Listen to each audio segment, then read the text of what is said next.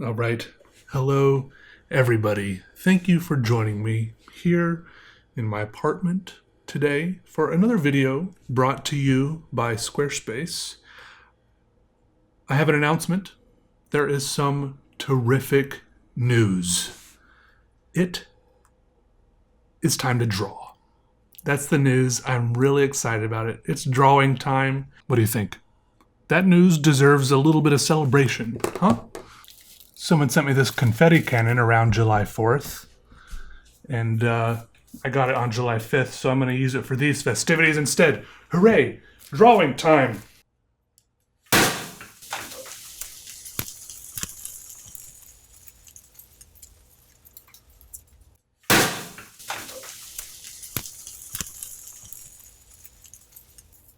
Okay, I think my neighbors probably heard that.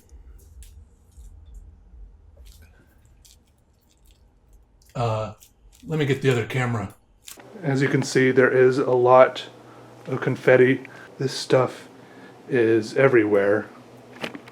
In fact, the force of the blow actually seems to have attached one piece of confetti to the ceiling. Very impressive. Felicitations, everyone.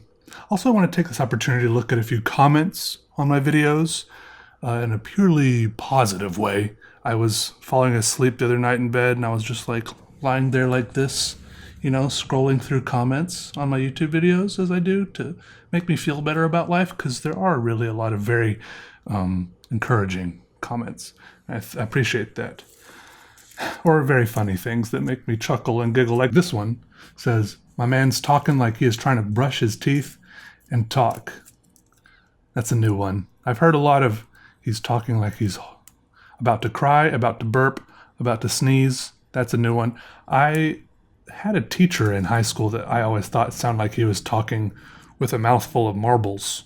So here's one that says, now I'm going to read what I think it's supposed to say. There are a few typos, but it says, "So is the tale of sharpening, holds a tale untold. The tale will reveal itself when moon wants to tell."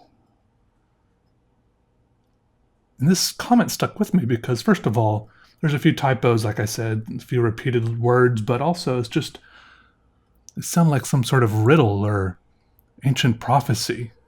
And I kept on saying it over and over again in my head, trying to make sense of it, wondering if I was too dumb or maybe just in the wrong frame of mind.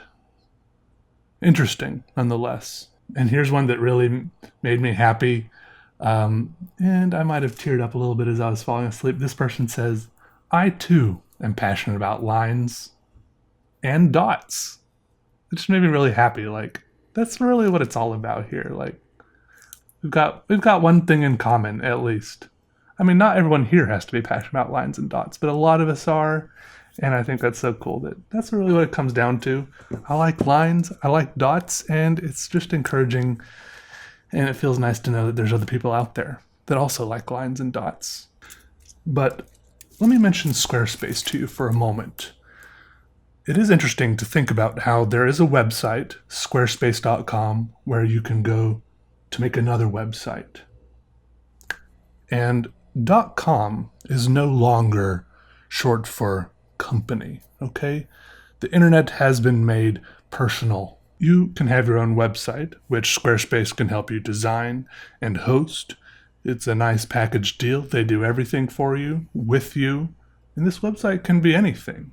You could make a website for pretty much any hobby or interest you have. The internet has the amazing ability to find and bring together like-minded individuals, even if it's something very obscure. So go to squarespace.com for your free trial, and when you're ready to launch, go to squarespace.com/PeterDraws for 10% off your first domain or website. Okay, now if I can find my pen under all of this confetti, we will begin the art of drawing. There it is.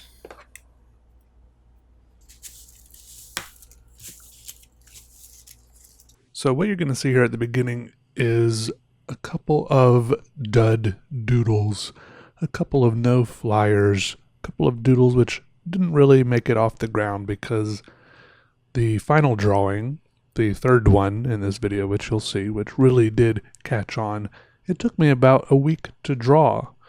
In all practicality, it only took me 2 sittings to draw in 2 different days, but it was a while to get started on it. I'm including the 2 kind of false starts I had just because I was recording them, and maybe it's good for posterity to include them. They're not awful drawings in and of themselves, but it's just not really what I was feeling. What was appearing on the paper was not really what I had in my mind at all. What appears on the paper is rarely like 100% what's in my mind, but in this case, it was much farther from matching up than what I was comfortable with. In the third drawing, the one I kept going with, it was at least maybe like a 70% matchup, which is pretty normal. And in the first 2 drawings, it was only like a 20% matchup. Maybe it's like driving down the road and having one side of your car, 2 of your wheels off the road in the ditch. It's just not very easy to drive like that. It's not comfortable. You want to be completely on the road. You want smooth sailing, cruising. Not saying that you shouldn't. It's okay to struggle with your drawing some and work through that, but maybe if one tire of your wheel, one wheel of your car is pointing a different direction the whole time, it's just not a fun experience. And that's kind of what it felt like with the first 2 drawings. And I still have them. I can go back to them if I feel like it later. Like I said, they're not terrible drawings, but hey, if you don't feel like drawing a drawing, then don't do it. Unless it's like for an assignment or a commission or something, unless you have some other force bearing down on you, obligating you to draw that drawing, then don't do it. Like, why turn this thing into a chore? That's what I'm so far I've been pretty good at not doing that. Because I know, as shown here in the third drawing, that I can get to a point where it feels good, it flows, I like what happens. Anyways, I also want to talk about bike riding. In a previous video, maybe the last video, I said, hey, I'm going to go bike riding. And then I will say, after I finished making the video, I did go bike riding. And I don't go bike riding every day now, but I think I'll go bike riding again after this video. And I still remember, I don't know, I must have been 5 or 6 years old when I got my first bike. Is that a normal age to get a first bike? Can a 5 or 6-year-old ride a bike? It had training wheels, okay, at first, which I think is normal. And it was on Christmas. As Christmas, I got my bike, and if I remember correctly, my parents did not wrap it, which I also think is normal because a bike is a pretty difficult thing to wrap. I think, if I remember correctly, they just draped a sheet over it, which, it was still pretty obvious what it was. But I was pretty excited about that, and I think I learned to ride it pretty fast. It's kind of I don't know if it is intuitive or not, actually. You just kind of get on it and pedal, and you go for a while with the training wheels, and before you know it, the training wheels are kind of holding you back more than they are helping you, right? They keep you from turning as sharply as you want and stuff like that. In fact, it could have been younger, because, you see like tiny toddlers and stuff riding bikes with training wheels and stuff. I don't know how old it is, what the normal age is for riding a bike without training wheels, but eventually I was riding around without training wheels, and I've probably told this story before, but at one point, somehow I got pretty far along in the process of riding this bike without fully understanding how the brakes worked. I would just be riding around on pretty level, even ground. Maybe I would just rely on friction or gravity, just the mechanics of the bike slowing down, just the lack of me pedaling to slow me down, or maybe I would put my feet down and drag them in the gravel to slow down. I didn't realize that this had the kind of brakes where you had to pedal backwards, and it would, like, the chain would stop the wheel from turning, right? And I didn't understand how that worked. And one time my mom took me out to ride around. There was this road that went in a loop. This was in the Philippines. I was riding around this loop of a road, and my mom was sitting on a bench reading a magazine, and this is the first time I learned how to use brakes, or didn't, or I recognized my severe deficiency in braking. I was taking a couple loops around this road on my bike, a little BMX bike, right? And my mom was sitting there on the bench reading her magazine, and I came around and I said, "Hey mom, how do I use the brakes?" But I didn't stop. I was just kind of cruising by her, asking her a question. But as I cruised by her, little did I realize that right behind her was a sharp incline going down to some tennis courts. And so I casually asked her this question and proceeded to plummet down this hill behind her, brakeless. I mean, I had brakes, I just didn't know how to use them. So I plummeted down the incline, my question hanging in the air. I'm sure she just watched it all happen in slow motion. And then when I got to the bottom of the hill, my front tire, I guess there was like a big lip where the tennis courts were, kind of poking up above the ground. My front tire hit the edge of the tennis courts, and I just went over the handlebars and just kind of skidded on my face. My face just was the first thing that hit the pavement. And I mean, I was okay, except I was bleeding from my face, but I didn't break anything except some skin on my like forehead and my nose and stuff. And so my mom took me to a friend's house that was right there and like washed me up in the bathtub. And then I just had some scabs on my face for a while. And if I look at some pictures from my childhood at that point, I just had some little injuries on my face for a while. But after that, my main priority was learning how to use the brakes on my bike, which is also very fun for a kid riding around on primarily gravel roads, because gravel roads are very, very fun for skidding on. You build up some speed, hit the brakes, you can fishtail and skid like crazy. You just slide around for days. It's very fun. Very fun. So, yeah, I pretty much had a bike off and on. It's a very fun thing for a kid to have, a bike. I had bikes off and on for my life, and at some points I knew how to do some things like wheelies and bunny hops. At some points I had like a little scooter. One of the main annoying things about those Razor scooters, those scooters with the hard like rollerblade type wheels, is that you can't, if you skid even once with one of those wheels, you put on the brakes too hard and the wheel slides across the pavement, then you've got a flat spot on your wheel. And then from then on, you've got like a rhythm to your ride. It'll be like ba-dum, ba-dum, ba-dum.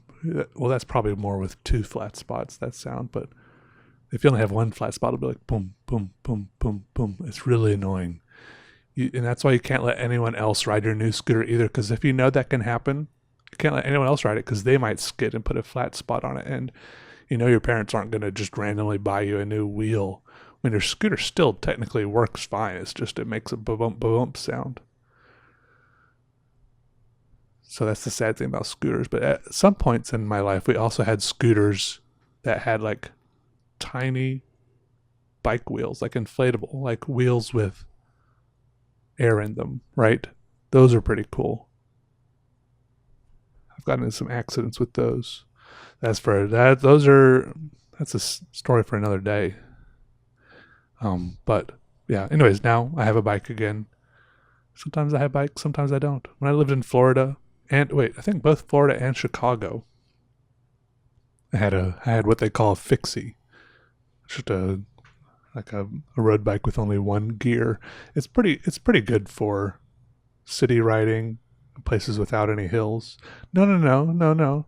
In Chicago, I had like a normal bike with gears. It was just Florida. I bought a fixie just because it was easy to buy on the internet. I think I bought it on the internet, and then I was just cruising around for fun, for exercise, and it's kind of what I'm doing now. It's a little bit difficult for me just to ride for exercise, but I'm hoping if I make it into a good habit, then I'll just want to do it.